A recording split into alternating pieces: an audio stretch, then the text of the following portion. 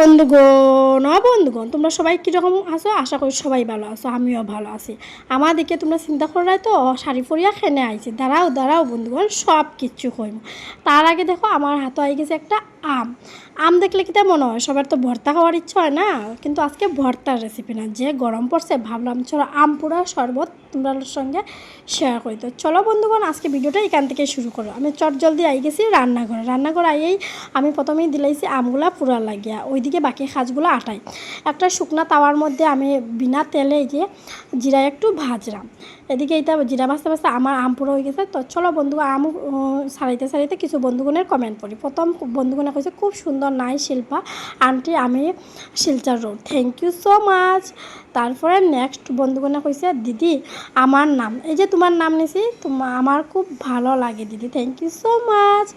তো চলো বন্ধুগণ, এখন আরেকজনের কমেন্ট করি। না খাইলে কেমনে বুঝবো কীরকম হয়েছে, এর লাগিয়া তো খাইতে লাগবো, তো দিদিভাই আই যাইবা, কোনো ব্যাপার না। আর এদিকে জানো বন্ধুগণ, একটুখানি উঠে রাখছি কারণ আমটা ভীষণ টক, আর আমটা আমি ভাবছি কাঁচা হইব, কিন্তু আমটা মানে একটু পাকা হয়ে গেছে আর কি, কিন্তু টক বেতালা। তো প্রথমেই দিলাইছি চিনি, তারপরে দিলাম পরিমাণ মতো লবণ আর কি। তোমরা কাঁচা আম দিয়েও করতে পারো, কোনো সমস্যা নাই, কিন্তু আমার আমটা ভিতরে পাকনা আসলো। আর আম পুড়িয়া শরবত করলে কি দেওয়া হয়, খুব সুন্দর একটা স্মেল উঠে আর কি। আর তোমরা বন্ধুগণ এরকম কমেন্ট করতে থাকিও, কোন সময় কার কমেন্ট করবো আমি কইতে পারি না। আর তোমরা আমার রান্নার ভিডিওর মধ্যে এত বেশি ভালোবাসা দেও, সবাইরে থ্যাংক ইউ সো মাচ। তারপর এখান থেকে লইছি ফ্রিজের জল, তো জলটা মিশাইছি লবণ আর শুধু চিনি মিশাইছি, আর কোনো এখানে কিছুই মিক্সড করছি না, ঠিক আছে। আর বাকি কিটা মিক্সড করবো, এই যে জিরাটা শুকনা খোলায় ভাজিয়া রাখছি না, তো সব কিছু হয়ে গেলে এই জিরাটা দিব, বাকি আর কিচ্ছু লাগতো না। গরমের মধ্যে এই যদি শরবতটা খাও, খুবই হেলদি একটা শরবত, তোমরা একবার বানাইয়া খাইয়া দেখতে পারো আর কি, খুব সুন্দর একটা স্মেলও ওঠে।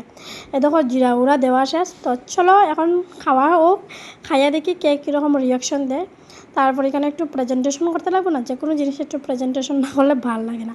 তো আমরা ছাদের উপরে পুদিনা পাতা আসলো, তো এখান থেকে আনিয়ে নিয়েছি পুদিনা পাতার সঙ্গে দিলেছি একটা লেবু। তো দেখো খুব সুন্দর হয়েছে না, খুবই সুন্দর। চলো প্রথম মারে দিয়া দেখি মা কিতা কইন। ঘরে আর কেউ নাই, মাই আসুন এখন, বাকি আমার বোনে তারা বাই তারা সবাই লাগে বানিয়ে রাখছে। আমার মায়ে খাইয়া কইছেন খুবই স্বাদ লাগছে বলে।